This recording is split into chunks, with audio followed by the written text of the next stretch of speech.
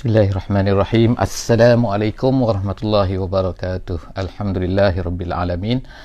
Bersyukur kita kepada Allah Subhanahu wa taala. Alhamdulillah, pada pagi ini kita dapat bersama-sama lagi dalam sesi tafsir ringkas daripada setiap muka surat Al-Quran. Alhamdulillah, one day one page, insya-Allah kita akan teruskan pada pagi ini. Pagi ini hari ini 26 hari bulan Oktober tahun 2020, dan kita bersama-sama insya-Allah pada pagi ini pada muka surat 472, insya-Allah 472 kita bersama-sama lagi pada surah Ghafir ayat yang ke-41 sehingga ayat 49. Moga-moga dengan suasana pagi, dengan keadaan kita yang masih segar pada pagi-pagi ini, insya-Allah kita akan bersama-sama memetik sedikit untuk menjadi permulaan kehidupan kita pada pagi ini. Semoga dia akan menjadi bekal kepada kita pada hari ini, dapat menyegarkan kita, dapat kita mengambil sedikit daripada apa yang Allah Subhanahu wa taala berikan kepada kita, insya-Allah. Pagi ini insya-Allah, kepada sesiapa yang mempunyai kelapangan, mempunyai kemudahan untuk membuka Al-Quran, silakan untuk buka Al-Quran, buka muka surat 472 daripada Al-Quran, insya-Allah. Saya akan bacakan sedikit insya-Allah ringkasan perbincangan kita ataupun ringkasan apa yang Allah Subhanahu wa taala sebutkan di dalam muka surat ini. Pada hari ini adalah masih lagi bercerita tentang kisah lelaki yang daripada keluarga Firaun, tetapi dia menasihati Firaun dan menasihati keluarga, menasihati orang-orang Firaun ni yang menentang Rasul, yang bermula pada permulaannya 2 hari lepas, iaitu mereka telah ingin untuk membunuh Nabi Musa alaihi salam, iaitu bila Nabi Musa hendak dibunuh oleh Firaun, diisytiharkan, membuat keputusan, Firaun buat keputusan bahawa aku akan bunuh Musa. Tiba-tiba muncullah lelaki ini, lelaki yang sebelum ini menyembunyikan iman dia, terus berkata, dan kita sampai ke surat yang ketiga hari ini. Hujung insya-Allah, apakah kata-kata ataupun nasihat ataupun hujah-hujah yang diberikan oleh lelaki tersebut kepada keluarga Firaun, untuk menggunakan logiknya, menggunakan sepatutnya dan sebagainya. Dan kemudian jadi kita akan dapat lihat 3 perkara lah. Yang pertama sekali ialah dia menolak kenapa kita tak boleh bunuh dia, Nabi Musa, yakni kita tak boleh bunuh Musa, of course. Kemudian yang keduanya ialah dia ceritakan tentang apakah akibat kalau kita ni ikut Nabi Musa, dan kemudian apakah akibat-akibat yang tidak baik, balasan-balasan daripada Allah Subhanahu wa taala kalau kita ini menentang Nabi Musa AS ataupun apa yang dibawa oleh Nabi Musa AS. Jadi hari ini insya-Allah dia akan berhujah lagi, insya-Allah. A'udzubillahi minasyaitonirrajim. Bismillahirrahmanirrahim. Ayat 41 insya-Allah. Wa ya qaumi ma li ad'ukum ilan najati wa tad'unani ilan nar. Dikatakan oleh lelaki ini, dia kata, wahai kaum, wahai kaumku, mali, apa ni dia kata ni, ad'ukum ilan najah. An-najah tu ialah keselamatan. An-najah tu maknanya selamat, maknanya kalau perahu pelampun, penyelamat pada perahu-perahu tu, itu dipanggil an-najah. Ataupun kalau orang Arab nak minta tolong pun dia panggil an-najah. An-najah tu maknanya tolong. An-najah, tolong selamatkan aku lah, sos. Jadi an-najah. Jadi orang ni berkata kepada kaum dia ni, kepada Nabi Musa, Firaun dan juga grup-grup dia ni, dia kata, apa kamu ni? Dia kata, aku mengajak kamu kepada sesuatu yang menyelamatkan kamu. Wa tad'unani ilan nar. Kamu nak mengajak aku kepada neraka. Maknanya apa yang kamu seru ni akan membawa kamu kepada neraka. Tiba-tiba kamu nak ajak orang lain pula masuk neraka. Aku mengajak kamu ni nak selamat. Jadi pelik kan? Jadi maknanya lelaki ini menceritakan hasil daripada apa yang akan berlaku jika aku ni, kamu ni bawa kamu mengajak kepada satu benda tu, benda yang kamu ajak itu membawa kepada neraka. Jadi maknanya diceritakan tentang natijah, dia cerita tentang apa yang akan terhasil kalau orang ikut awak ni, apa yang awak seru ni kepada. Jadi apa yang berlaku sekarang pada hari ni, kita ada televisyen, kita ada media sosial, kita ada macam-macam kan, mengajak macam-macam, ada mengajak kepada ni, ada mengajak kepada ni kan. Jadi kita tengok ada 3 jenis lah kan. Ada yang mengajak kepada kebaikan, ada yang mengajak kepada kejahatan, memang betul-betul kejahatan lah, mengajak kepada maksiat, mengajak kepada tengok maksiat, mengajak kepada tengok perkara-perkara yang lara. Dan ada yang kita tengok, ada perkara yang kita kata tengah-tengah lah kan, iaitu mengajak kepada satu benda yang tapi yang tengah-tengah ni pun sebenarnya ialah, kalau kita ikut juga, ialah membuang masa juga kan. Masa ni adalah modal yang diberikan oleh Allah Subhanahu Wa Taala kepada kita semua, untuk kita semua ni gunakan untuk apa?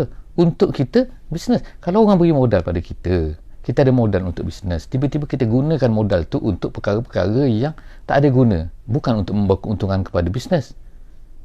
Jadi kita katakan apa? Menghabiskan, contohnya kan, menghabiskan duit tu kan. Jadi waktu ni, kesihatan ni adalah perkara yang Allah Subhanahu Wa Taala berikan kepada kita untuk kita manfaatkan kepada benda-benda yang baik, supaya kita dapat manfaat daripada situ, kita dapat buat pahala, bukannya menghabiskan begitu saja. Jadi oleh kerana itulah kita kata sia-sia, walaupun kita kata dia tak berdosa, tetapi sebenarnya dia sedang menghabiskan sesuatu benda yang merugikan dia sendiri. Innal insan lafi khusrin. Jadi sebab itulah lelaki ni kata, aku mengajak kepada menyelamatkan. Orang duduk dalam tenggelam nak mati, tiba-tiba kau satu daripada neraka, satu pun selamat daripada neraka, kau nak ajak kepada orang neraka, sedangkan aku mengajak pada ni. Kan tak sama. Mali kata, peliklah kamu ni. Mali tad'unani liakfura billahi wa usyrika bihi ma laysa li bihi ilmun wa ana ad'ukum ilal azizil ghaffar. Dia cerita lagi kan perbezaan di antara apa yang aku dan juga kamu ni ngajak. Tengok kan, tad'unani liakfura billah, kamu ajak aku supaya kufur dengan Allah. Apa guna, apa peliknya kamu ni kan, mengajak kepada kekufuran.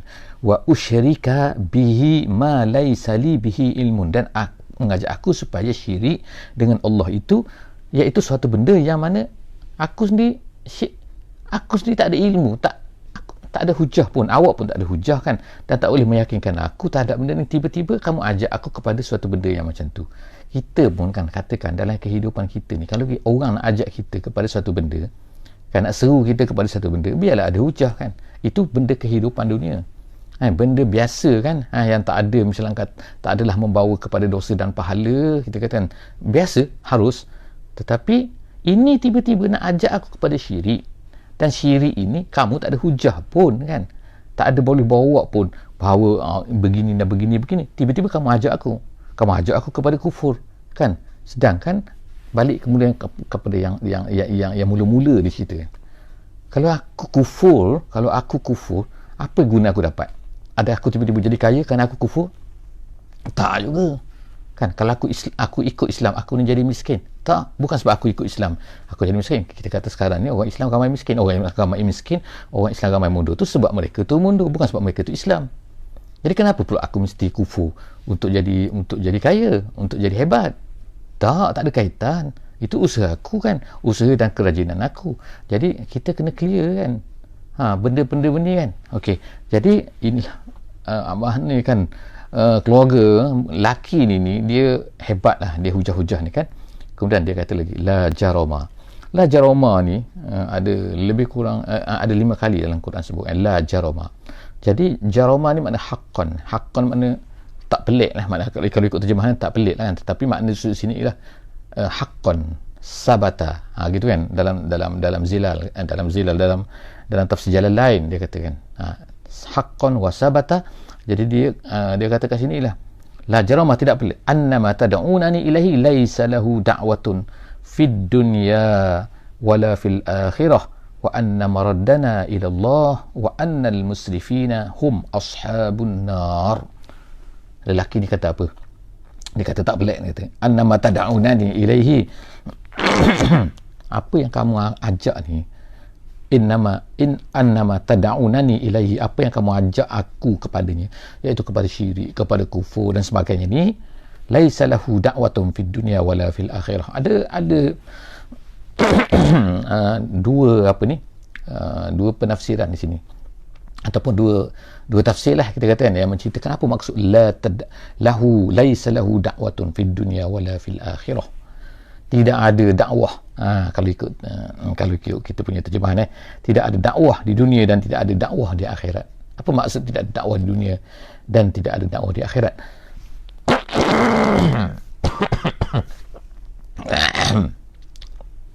Minta maaf, tersangkut suara, bukan batuk tapi tersangkut suara.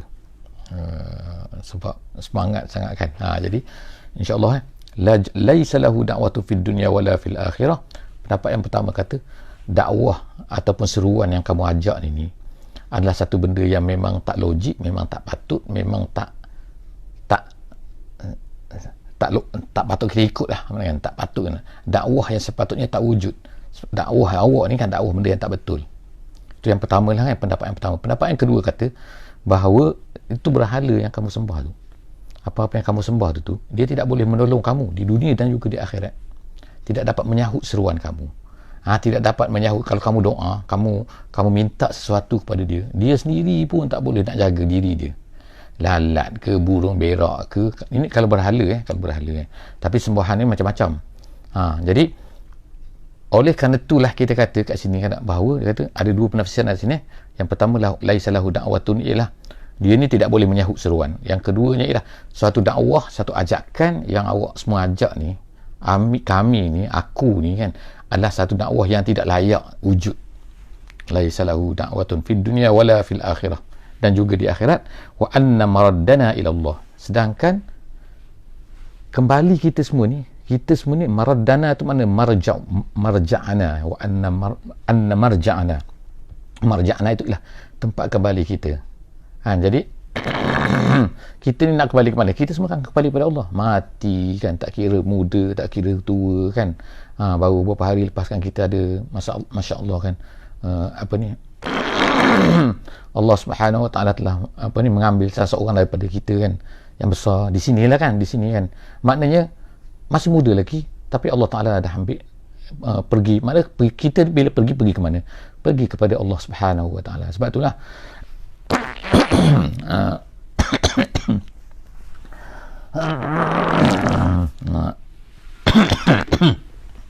minum air sekejap kan.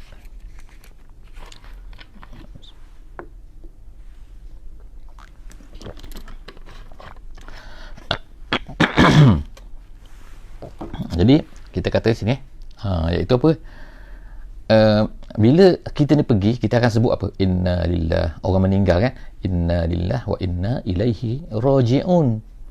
Kita ni milik Allah. Inna lillah, kita ni milik Allah. Wa inna ilaihi raji'un, dan kemudian kita ni akan kembali. Raji'un, ilaihi raji'un, kepadanya akan pergi kembali kan. Sebab apa? Kita datang dari Allah, jadi kita akan kembali kepada Allah Subhanahu Wa Taala. Jadi itu semula kata-kata sebenarnya untuk mengingatkan kita, mengingatkan semua, bukan untuk orang mati tu.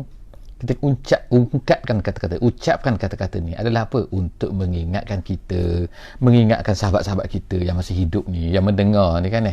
Kita kata inna lillah, kita semua ni milik Allah, kita akan kembali kepadanya. Maknanya tak boleh lagi ingatkan kita tu kan. Kita tak inna maraddana wa anna maraddana ila Allah, kita ni semua kembali kepada Allah. Wa annal musrifina hum ashabun nar, dan orang-orang yang melampau, kita sebut itu musrif. Musrif tu ialah orang melampau daripada had, maka mereka ini adalah orang-orang yang penghuni neraka. Kenapa mereka ni melampaui had? Sebab Allah Ta'ala dah letakkan batas-batas kan. Allah Ta'ala dah tetapkan ini tak boleh, ini boleh, okey jalan, ini tak boleh, jadi janganlah langgar. Jadi kenapa awak nak langgar juga benda-benda yang tak boleh? Jadi tapi manusia tu nak juga benda yang tak boleh kan. Jadi Allah kata wa annal musrifina hum ashabun nar fasatazkuruna ma aqulu lakum. Sekarang kita dah sampai kepada penghujung. Penghujung apa? Iaitu penghujung nasihat yang diberikan oleh lelaki tersebut. Lelaki tersebut kepada kumpulan-kumpulan Firaun ni.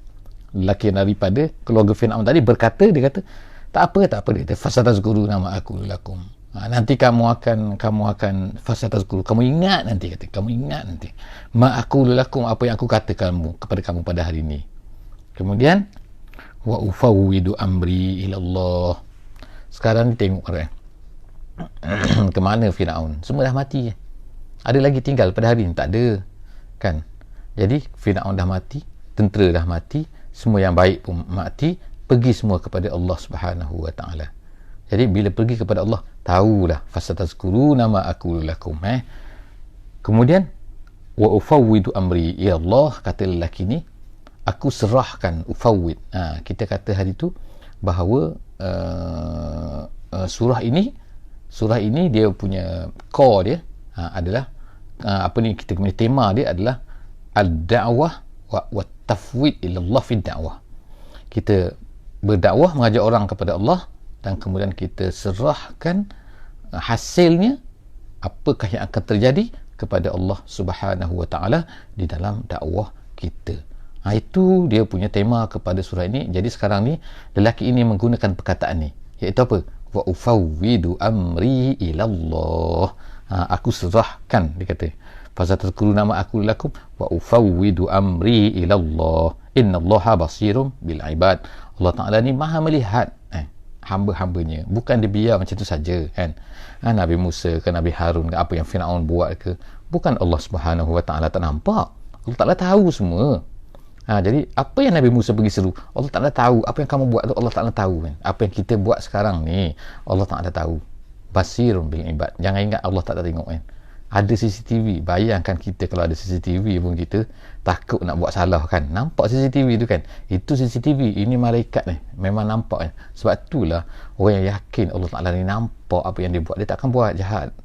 Dia tak akan buat kejahatan. Okey, seterusnya, fawaqahu Allahu sayyi'ati ma makaru wa haqa bi ali fir'auna su'ul azab. Allah Ta'ala kata sekarang fawaqa menjaga, maknanya Allah Ta'ala jaganya. Fawaqahu Allahu, Allah Ta'ala menjaga lelaki tersebut. Maknanya apa? Dia selamat daripada apa yang Allah Ta'ala kenakan kepada Firaun, dan juga dia selamat daripada apa yang hendak dilakukan oleh Firaun terhadap dia. Kita tengok sini adalah fawaqahu Allahu sayyi'ati ma makaru, apa planning Firaun, ataupun ada kata ialah tu apa yang dibuat oleh Firaun, kejahatan-kejahatan Firaun, Allah Ta'ala selamatkan lelaki ini. Jadi dia tak dikena bunuh, Allah Ta'ala selamatkan dia, walaupun nampak dia kan hebat dakwah dia tu, nampak cerita dia tu kan, kalau ikutnya Firaun akan berkata bunuh lelaki ni, tapi Allah Ta'ala selamatkan dia. Jadi ini nak menunjukkan apa, kita naklah yakin kepada Allah Subhanahu Wa Ta'ala. Ada di kalangan pada pendakwah yang mana Allah Ta'ala selamatkan. Ada, walaupun ada di kalangan pendakwah ini Allah Subhanahu Wa Ta'ala dia terkena kan ujian daripada Allah Subhanahu Wa Ta'ala dan dia syahid. Jadi maknanya sini kan, sama ada kita selamat di dunia, selamat akhirat. Of course kalau kita berdakwah, kita mengajak kepada Islam, kalau kita menceritakan Islam, kita memberi warning kepada manusia, kita amar ma'ruf nahi munkar, yang pastinya di akhirat selamat. Di dunia mungkin kita akan mati, tetapi mati itu jika sekiranya adalah kerana mempertahankan Islam, maka mati itu adalah mati syahid. Yang kedua, kemungkinan juga Allah Ta'ala akan beri kemenangan kepada orang tu. Jadi sebab itulah dalam ungkapan-ungkapan yang disebutkan oleh ulama-ulama selalu, dia kata imma syahid, imma tamkin wa imma syahadah, imma nasru wa imma syahadah. Sama ada kemenangan, kejayaan, Allah Ta'ala beri kejayaan kepada kita, ataupun Allah Ta'ala beri kejayaan yang kedua. Kejayaan yang kedua iaitu apa? Mati syahid. Keselamatan juga, mati syahid juga adalah kejayaan juga kan. Sebagaimana seorang sahabat ni ketika dia ditikam, iaitu Ibnu Milhan ketika dia ditikam ni daripada belakang semasa dia pergi berdakwah kepada golongan-golongan yang jahat pada masa tu kan, di Najd, negeri Arab di Najd tu, kawasan padang pasir. Jadi dia ditikam, apa yang dia kata fuztu bi rabbil Ka'bah. Bila ditikam tu, bila dia rasa kesakitan sangat dahsyat tu kan, ditikam dari belakang kan, di plan dia menghadap seorang penjahat tu, kemudian dia ditikam. Memang dah di plan ditikam. Jadi kata fuztu, aku berjaya. Tengok kan, bukannya aku mati kan, bukan mati, tapi inilah yang dicari kan, mati syahid. Jadi begitulah ulama-ulama Islam, begitulah orang-orang yang pejuang-pejuang Islam kan. Jadi mereka ni menunggu dua perkara saja kan. Tapi kalau kita meninggalkan, kita meninggalkan dakwah, meninggalkan Islam, kita meninggalkan perjuangan Islam ni, kemudian kita rasa kita akan selamat dengan perbuatan kita tu, sebenarnya kita tidak selamat. Mati tak akan mati syahid kalau tak di jalan Allah Subhanahu Wa Taala. Jadi satu, yang keduanya, di hari akhirat kita tak berjaya. Jadi Allah Subhanahu Wa Taala akan beri kejayaan kepada walau bagaimana keadaan sekalipun, apabila orang tu bekerja untuk Islam, berjuang untuk Islam, memperjuangkan, menyebarkan Islam di jalan Allah Subhanahu Wa Taala. Jadi wahaqa bi ali fir'aun, Allah Taala kata haqa ni maknanya nazala wa ahata. Dalam tafsir kata iaitu turun, dapatlah, terkenalah azab kepada orang-orang Fir'aun ni. Ahli Fir'aun ni maknanya keluarga dia, bukan mesti keluarga dia, iaitu orang-orang yang jahat lah, yang bersama-sama dengan dia, tenteranya dan sebagainya lah kan. Su'ul azab, azab yang teruk, azab yang jahat. Kemudian an-naru, apa dia? Allah Ta'ala explain selepas itu, an-naru yu'aduruna 'alaiha ghuduwan wa 'ashiyya. Dia ni selepas daripada mati tu, adakah selamat? Tak. Allah SWT kata an-naru yu'aduna, dikenakan ke atasnya ghuduwan wa 'ashiyya, pagi dan juga petang, maknanya setiap waktulah ya. Artinya bila sebut ghuduwan wa 'ashiyya ni, maknanya setiap waktu dia akan kena azab tu kepada keluarga Fir'aun. Kemudian wa yauma taqumus sa'ah adkhilu ala fir'auna ashaddal azab, pada hari kiamat maka yauma taqumus adkhilu, masukkan ala fir'aun, keluarga Fir'aun. Keluarga ni maknanya pengikut-pengikut dia bersama penjahat itu, ashaddal azab, azab yang bersangatan. Jadi kalau kita tengok kan dalam ayat 46 ni, Allah Subhanahu Wa Taala sebut dua. Yang pertama sekali ialah azab pagi dan juga petang, azab pada setiap waktu, dan kemudian selepas daripada hari kiamat tu mereka akan terkena lagi azab. Jadi kenapa pula disebutkan yang awal tu azab pagi dan petang kan, kemudian lepas tu ada azab lagi hari kiamat. Jadi dari sinilah ahli tafsir mengatakan, dia kata apa, iaitu kata bahawa ini menunjukkan wujudnya azab kubur. Jadi ertinya apa sini, iaitu yang awal tu, iaitu neraka, api tu dikenakan ke atas mereka tu kan pada waktu pagi dan petang, pada setiap waktu tu, itu adalah menunjukkan kepada azab kubur. Jadi maknanya dah kena dah azab kubur, bila mati saja terus kena azab kubur. Ini menunjukkan ayat yang menunjukkan adanya azab kubur, dalil kepada azab kubur. Jadi sebab apa? Sebab lepas daripada itu disebut lagi hari kiamat. Kemudian wa iz yatahajjuna finnar. Jadi habislah cerita lelaki tersebut yang memberi nasihat kepada Fir'aun, memberi nasihat kepada geng-geng Fir'aun, tentera-tenteranya, orang-orang yang mengikut Fir'aun. Sekarang ni Allah Subhanahu Wa Taala alihkan kita pula kepada satu perkara lain, iaitu perkara apa? Perkara tentang apa yang akan berlaku pada hari akhirat. Pada hari akhirat nanti, yatahajjuna, yatahajjuna, ingatlah mereka ini akan berhujah-hujah, maknanya mengata kan. Di antara siapa tu kan? Finnar, dalam neraka ni, cerita dalam neraka. Allah SWT sebutkan, riwayatkan, ceritakan kita awal-awal supaya kita ni berjaga-jaga. Fayaqulul du'afa. Jadi ada satu golongan ad-du'afa namanya, orang-orang yang lemah. Dalam neraka ni, ad-du'afa ni ialah orang-orang yang pengikut. Mereka ni akan berkata, iaitu lillazina istakbaru. Jadi kita ada sini istakbaru, kita ada ad-du'afa. Kalau istakbaru ialah mutakabbir lah, mutakabbir, orang yang sombong, orang yang membesar lah, dia rasa dia besar padahal bukan milik dia pun kebesaran tu kan. Dia rasa dia ni ada power, dia rasa dia ni ada harta yang banyak, dia rasa ada ni, dan sebab tu dia ni mutakabbir. Istakbara yatakabbar, istakbara yastakbiru, mustakbir. Jadi kita ada dua kelompok lah sini kan, itu golongan yang rasa dia terbesar, mustakbir, kemudian satu lagi ad-du'afa. Jadi di hari akhirat ni Allah Ta'ala bagi kepada dua, satu kumpulan yang lemah, satu kumpulan yang kuat lah, yang berkuasa dah atas dunia ni.